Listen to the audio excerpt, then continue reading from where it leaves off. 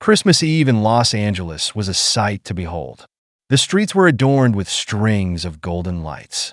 Festive displays sparkled in shop windows, and the hum of holiday cheer filled the air. The usually congested city pulsed with an air of magic that only the holidays could bring. Among the glitz and glamour of Beverly Hills, billionaire Matthew Whitmore prepared for an evening he had been looking forward to for weeks: his daughter Avery's Christmas play. Matthew wasn't just any wealthy man. He was the type whose name appeared on Forbes lists, his influence reaching far and wide across industries.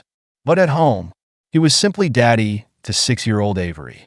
She was his light, the living memory of his late wife, Rebecca, who had died giving birth to her. Avery's bright eyes and joyous smile could melt the coldest heart, a gift Matthew cherished above all else. The car ride to Avery's school was filled with her innocent excitement. In the back seat, dressed in her angelic red dress, Avery practiced her lines for the play, occasionally bursting into Christmas carols. Matthew smiled at her reflection in the rearview mirror, his heart swelling with pride. "Daddy," Avery called, holding tightly to her doll. "Do you think I'll do a good job tonight?" "I'm nervous." Matthew chuckled softly, his navy blue suit pristine as he turned to glance at her. "Sweetheart, you'll be amazing. You're the best angel anyone could ever ask for." Her giggles filled the car as she swung her legs. "You really think so?" "Absolutely," he said, reaching over to adjust her bow before returning his eyes to the road. The streets of Los Angeles were bustling. Even on Christmas Eve, shoppers hurried from store to store, carrying last-minute gifts, while cars honked in the gridlock. Matthew kept checking his watch to ensure they wouldn't be late. Tonight was Avery's big moment, and nothing could ruin it. But life, unpredictable and unforgiving, had other plans. As they approached an intersection, Matthew's instincts kicked in. A large truck, its headlights glaring, barreled through a red light at full speed. His hands gripped the steering wheel, and time seemed to slow. Avery's small voice screamed, "Daddy," as he swerved the car, desperately trying to avoid the collision. The impact was catastrophic. The car spun violently, the sound of twisting metal and shattering glass filling the air. Matthew felt his body jerk as the airbags deployed, the force knocking the wind out of him. The world around him blurred, and all he could hear was Avery's scream echoing in his ears before silence engulfed everything. When the car finally came to a halt, it rested on its side, smoke curling from the engine. Dazed and bleeding, Matthew struggled to lift his head. Pain radiated through his body, but one thought consumed him: Avery. "Avery," he called, his voice hoarse and weak. "Princess, are you okay?" Through the haze of his vision, he tried to turn toward the back seat. What he saw made his stomach drop. The once pristine red dress was torn and bloodied. Avery's small body slumped against the seatbelt. "Someone, help!" Matthew screamed, his voice filled with raw desperation. "My daughter's in the car. Please, help her." Bystanders rushed to the scene as sirens wailed in the distance. The flashing lights of ambulances and police cars bathed the street in a surreal glow. Paramedics worked swiftly, prying the door open with hydraulic tools. Matthew, his head pounding, refused to lose consciousness. He needed to see Avery, to know she was alive. "Sir, stay still," a paramedic instructed, placing a hand on Matthew's shoulder. "We're getting you both out." "My daughter," Matthew whispered, tears streaming down his face. "Save her first, please." A young paramedic climbed into the wreckage, carefully unbuckling Avery. Her small, lifeless form was gently lifted from the car. Blood stained her curls, and her tiny hand hung limp. The paramedic called out to his team, urgency lacing his voice. "We got a child in critical condition. Prep the stretcher." Matthew watched in agony as they carried her to the ambulance. "Avery," he cried, his voice breaking. "Avery, stay with me." His body was lifted next, and as the paramedics strapped him to a stretcher, his mind spiraled. Memories of Rebecca filled his thoughts, her laughter, her love, her promise that Avery would always have a father who adored her. And now, he felt as though he'd failed them both. The scene of the crash faded as Matthew's vision darkened. The last thing he saw was Avery's red ballet slipper lying on the ground, a haunting image that burned into his memory. At Cedars-Sinai Medical Center, the staff was on high alert. The crash had made headlines within minutes. Billionaire Matthew Whitmore and his daughter involved in a near-fatal accident on Christmas Eve. The hospital's emergency room buzzed with activity as doctors and nurses worked tirelessly to save them. Sophia Whitmore, Matthew's second wife, arrived shortly after the news broke. Her designer coat was pristine, her heels clicking loudly against the polished floors as she hurried to the reception desk. "I'm Mrs. Whitmore," she announced, her voice trembling. "I need to see my husband and stepdaughter." The receptionist nodded, guiding her to the ER. Inside, Sophia feigned concern as she approached Matthew's room. He lay unconscious, his face pale, surrounded by monitors that beeped steadily. She placed a delicate hand on his forehead, her expression perfectly rehearsed. "My poor Matthew," she murmured, glancing around to ensure the nurses noticed her grief. But her mind wasn't entirely focused on her husband. No, her thoughts were consumed by the plan she had meticulously crafted, a plan that had begun to unravel with this accident. In the adjacent room, Avery's condition was critical. The little girl's body was covered in bruises, her breathing shallow as doctors worked frantically to stabilize her. Tubes and wires surrounded her fragile form, and the room was filled with the sound of machines monitoring her every heartbeat. Sophia peeked through the glass, her face unreadable to everyone else. She appeared to be a stepmother racked with worry. But deep down, Sophia saw Avery as an obstacle, an unwanted link to Matthew's late wife and a threat to her control over his wealth. If Avery survived, she would always be the heir to Matthew's fortune, standing in the way of Sophia's ambitions. As the night wore on, the doctors updated Sophia on Avery's condition. "She's fighting," one of them said, his voice heavy with exhaustion. "But it's touch and go. The next few hours will be critical." Sophia nodded, her expression appropriately somber. "Do whatever you can for her," she replied, her tone soft but detached. Inside, however, she was calculating her next move. Back in Matthew's room, the billionaire began to stir. His body ached, and his vision was blurry. But his first thought was of Avery. He tried to sit up, wincing as pain shot through his chest. "Sophia," he croaked, his voice barely above a whisper. "Avery, where is she?" Sophia leaned over him, her hand resting on his. "Matthew, please rest. You've been through so much." "Where is Avery?" he demanded, his voice growing stronger. Panic set in as he noticed her hesitation. "Tell me she's okay." Sophia hesitated, carefully crafting her response. "The doctors are doing everything they can," she said finally. "But Matthew, you need to focus on recovering." Her words did little to calm him. The image of Avery in that bloody dress haunted him, and his instincts told him there was more to Sophia's story than she was letting on. But his body betrayed him, exhaustion pulling him back into unconsciousness. As Sophia watched him drift off, she turned her attention back to Avery's room. The little girl was fighting for her life, but Sophia couldn't afford to let her survive. Not if she wanted to secure her place as the sole heir to Matthew's empire. She slipped out of the room, her heels clicking ominously on the tiled floor. In her hand, she clutched her phone, ready to make the call that would set the next phase of her plan into motion. This Christmas Eve, the Whitmore family's lives hung in the balance.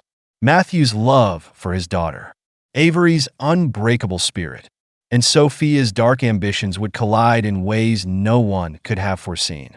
The stage was set for a battle between love and greed, a battle that would determine the true meaning of family. The sterile lights of Cedars-Sinai Medical Center hummed faintly as Sophia Whitmore stepped out of Matthew's room, her designer heels echoing on the polished floor.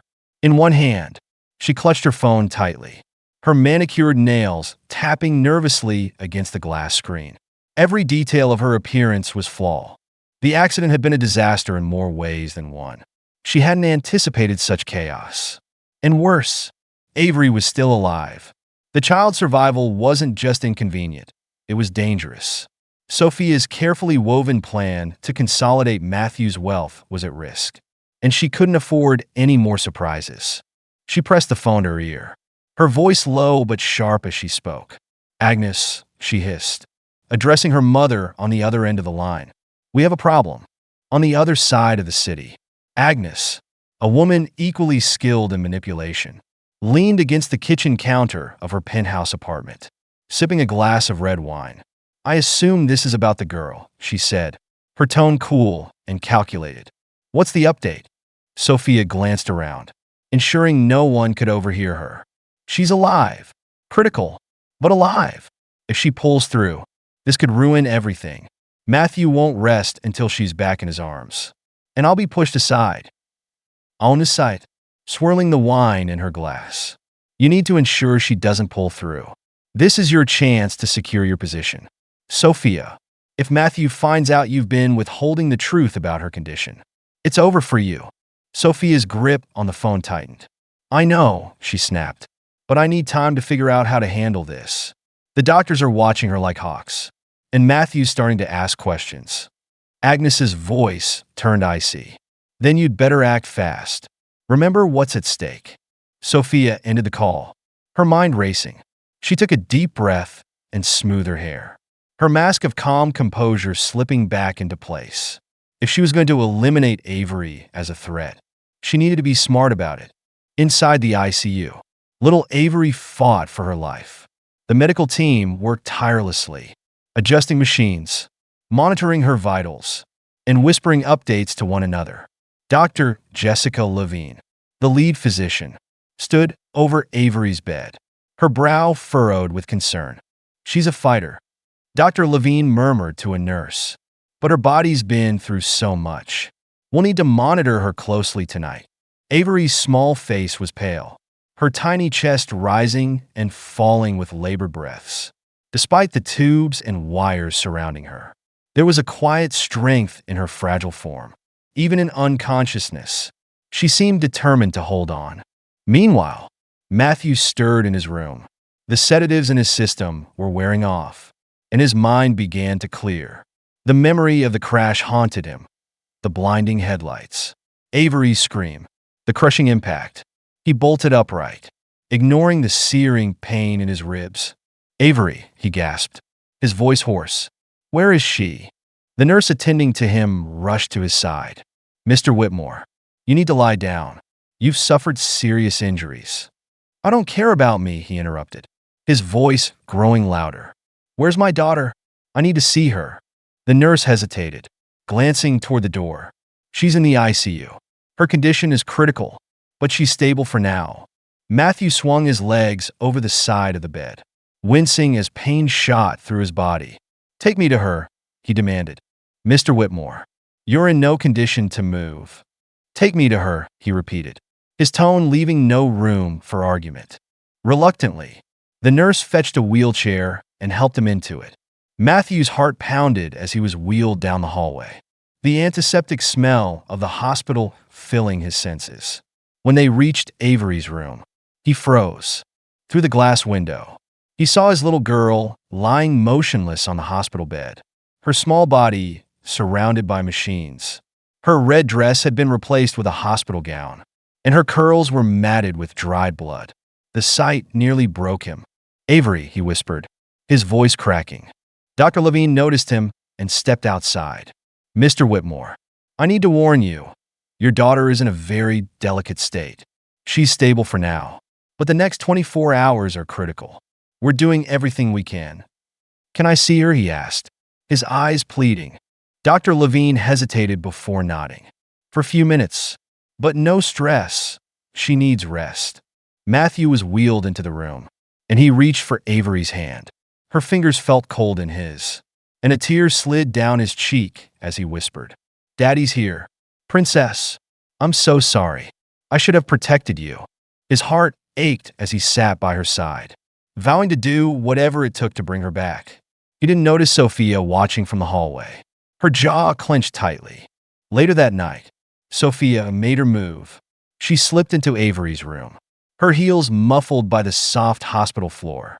The nurses had left for a brief break, and the room was eerily quiet.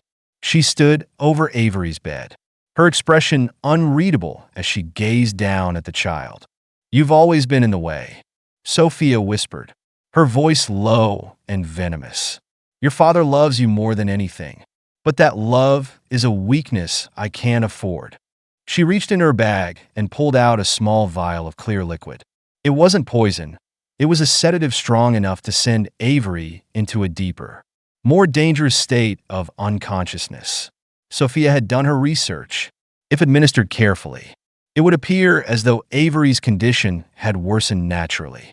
As she prepared to inject the sedative into Avery's fore, the sound of footsteps echoed in the hallway. Panic surged through Sophia, and she quickly hid the vial in her bag. Stepping away from the bed, Dr. Levine entered, holding a clipboard. She glanced at Sophia, her brow furrowing. "Mrs. Whitmore, what are you doing here?" I just want to check on Avery," Sophia stammered, forcing a smile. "She's like a daughter to me." Dr. Levine studied her for a moment before nodding. "She's stable for now. You should get some rest. The next few days will be difficult." Sophia nodded and left the room, her heart pounding. She needed to find another opportunity to carry out her plan. Time was running out, and Matthew's growing suspicion would soon unravel everything. Back in his room, Matthew's instincts were on high alert.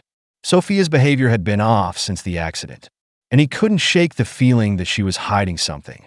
He decided to call his lawyer, David Caldwell, a trusted friend who had handled his affairs for years. "David," Matthew said, his voice firm, "I need you to dig into Sophia's activities over the past few months. Bank statements, phone records, everything." David hesitated. "Matthew, are you sure? What are you expecting to find?" "I don't know," Matthew admitted, "but I have a bad feeling. And if she's done anything to hurt Avery, I'll make sure she pays." As Matthew ended the call, a newfound determination filled him. He wasn't just a father mourning his daughter's condition. He was a man ready to fight for her life, no matter the cost.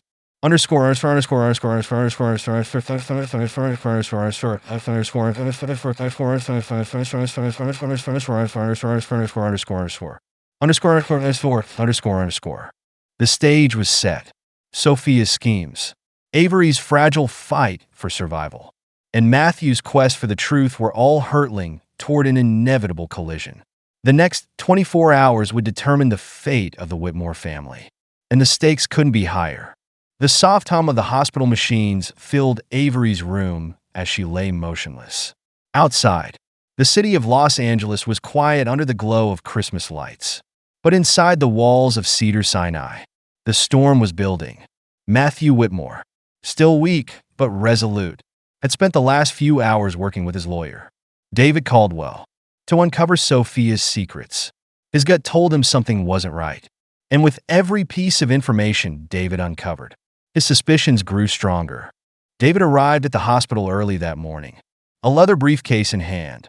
Matthew, propped up in his wheelchair, met him in a private waiting room just outside Avery's ward. His face was pale from exhaustion, but his sharp eyes told David he wasn't giving up.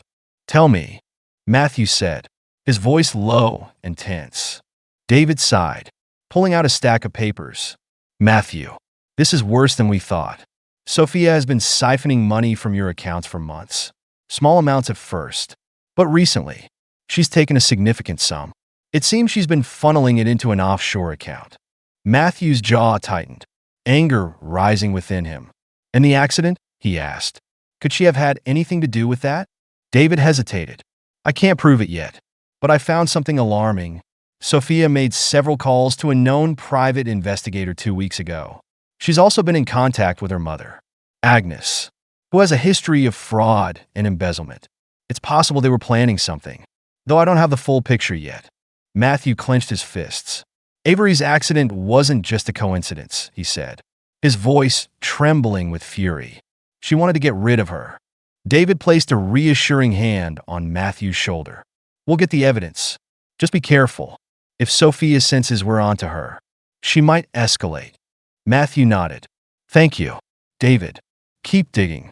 Meanwhile, Sophia paced in her lavish penthouse apartment, her phone pressed to her ear. Agnes's voice crackled on the other end.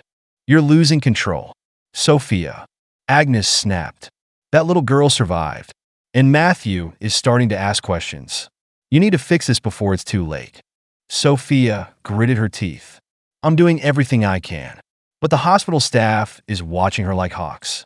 And Matthew refuses to stay in his room. I need more time. On his side. Time isn't on your side. If Matthew finds out what you've done, he'll destroy you. Remember what's at stake, his fortune, his name, everything we've worked for. Handle it. The call ended, leaving Sophia alone with her thoughts. She poured herself a glass of wine, her hands shaking as she stared out at the city skyline. She had come so close to securing everything. But now, her carefully laid plans were crumbling. Avery's survival wasn't just an inconvenience. It was a threat to her very existence. Back at the hospital, Matthew's resolve hardened. He requested to be taken to Avery's room, despite the protests of the nurses. As he entered, his heart broke at the sight of his daughter, still so small and fragile, hooked up to machines. But then, something unexpected happened. Avery's fingers twitched. Doctor, Matthew called, his voice filled with both panic and hope. She moved her hand. Dr. Levine rushed into the room, her team following close behind. They carefully examined Avery, adjusting her monitors and checking her vitals. A faint smile crossed Dr. Levine's face. She's showing signs of improvement, she said softly. It's small, but it's progress. Keep talking to her. Mr. Whitmore, she needs to hear your voice. Matthew leaned close to Avery, tears streaming down his face. I'm here, Princess. Daddy's here. You're so strong. Avery, you're going to get through this. I promise. As he held her hand, he felt the faintest squeeze in return. It was a glimmer of hope, small, but enough to reignite his determination. Sophia, unaware of Avery's progress, arrived at the hospital later that evening. Her plan was to carry out the final step, to ensure Avery's silence forever. She had bribed a hospital orderly to give her access to the ICU after hours. And with the vial of sedative hidden in her bag, she was ready to end this once and for all. But as she entered the ward, she froze. Matthew was there, sitting by Avery's bedside, holding her hand. His expression was one of both relief and suspicion as he turned to face Sophia. You're here, he said, his tone neutral but laced with tension. Why? Sophia forced a smile. I wanted to check on Avery. I've been so worried. Matthew's eyes narrowed. Worry? About her? Or about your secrets coming out? Sophia stiffened. What are you talking about? Matthew reached into his pocket and pulled out a folder, the documents David had uncovered. He threw them onto the table between them. I know everything. Sophia, the stolen money, the phone calls to Agnes, the private investigator. You've been lying to me from the start. Sophia's face paled, but she quickly recovered, her voice turning defensive. You don't understand. I was trying to protect you. Protect me? Matthew interrupted, his voice rising. You orchestrated this. You put Avery in danger. All for money. I trusted you, and you betrayed me. Sophia took a step back, her carefully constructed facade beginning to crumble. Matthew, please. I didn't mean for any of this to happen.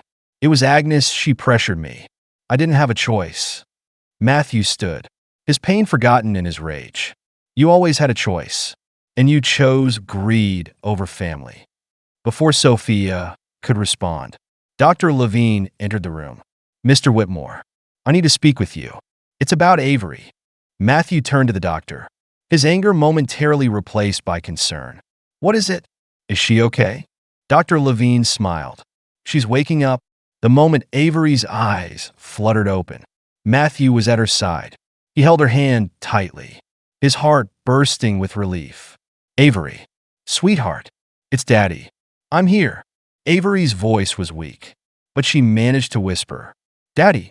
Tears streamed down Matthew's face as he kissed her forehead. You're safe now, Princess. Everything's going to be okay. From the corner of the room, Sophia watched, her expression unreadable. She knew it was over. Matthew would never forgive her, and the truth would come out. Her carefully crafted life was unraveling before her eyes. The following days were a whirlwind. Sophia was arrested, along with Agnes, for their roles in the attempted murder and fraud. The evidence David had gathered was damning, and neither woman could talk their way out of it. The media frenzy that followed only solidified Matthew's determination to protect Avery and ensure justice was served. As Christmas Day arrived, Matthew brought Avery home. The mansion, once cold and empty, was now filled with warmth and joy. Avery's laughter echoed through the halls as she opened her presents, her father by her side. That night, as they sat by the fire, Avery looked up at Matthew and said, "Daddy, this is the best Christmas ever." Matthew smiled, pulling her close. "It is, Princess, because we're together, and nothing will ever come between us again." In that moment, Matthew realized that true wealth wasn't found in money or possessions. It was found in love, family, and the unbreakable bond between a father and his daughter.